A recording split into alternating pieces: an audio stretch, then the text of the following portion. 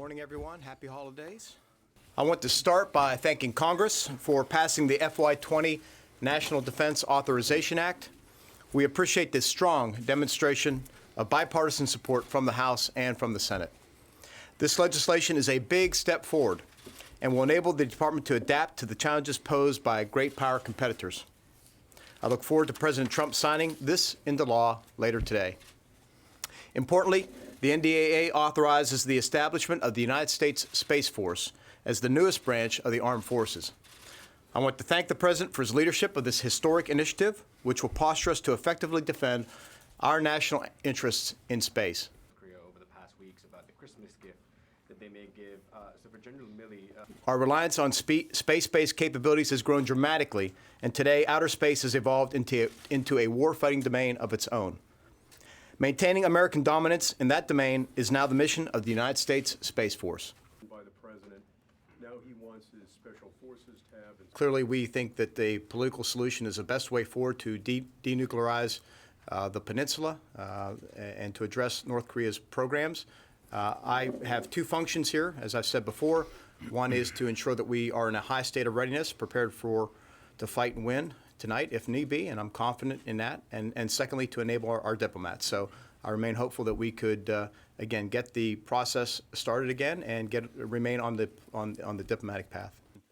Appreciate the opportunity to do this on a frequent. Korea is one of those places in the world where we've always maintained very high levels of readiness. And today we have very high levels of readiness. And the motto for the U.S. forces in Korea's fight tonight, we stay shoulder to shoulder with our Republic of Korea counterparts militarily. And there's a close bond also with the military of Japan. So the tripartite alliance, if you will, between Japan, the United States, and the Republic of Korea is rock solid. And I think it's prepared to defend the interests of the United States, Japan, and South Korea at a moment's notice, and it has been for quite some time, and it is today. And hopefully it's effective for all of you and for us. I know there's an assertion out there of some sort of coordinated lie over the course of, say, 18 years.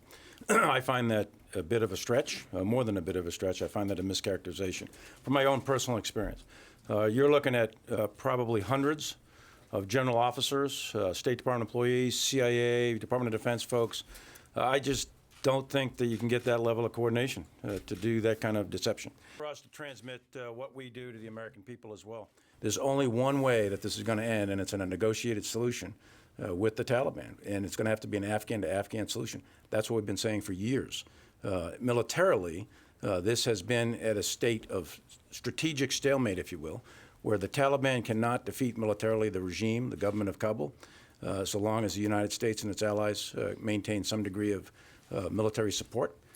And the regime is not going to militarily defeat the Taliban or the various other groups over there militarily, so long as they have sanctuary in Pakistan and then they have some small degree of popularity amongst the people, which is rated at about 10 to 15% or so in some of the rural areas. What's your recommendation? Should he get those back?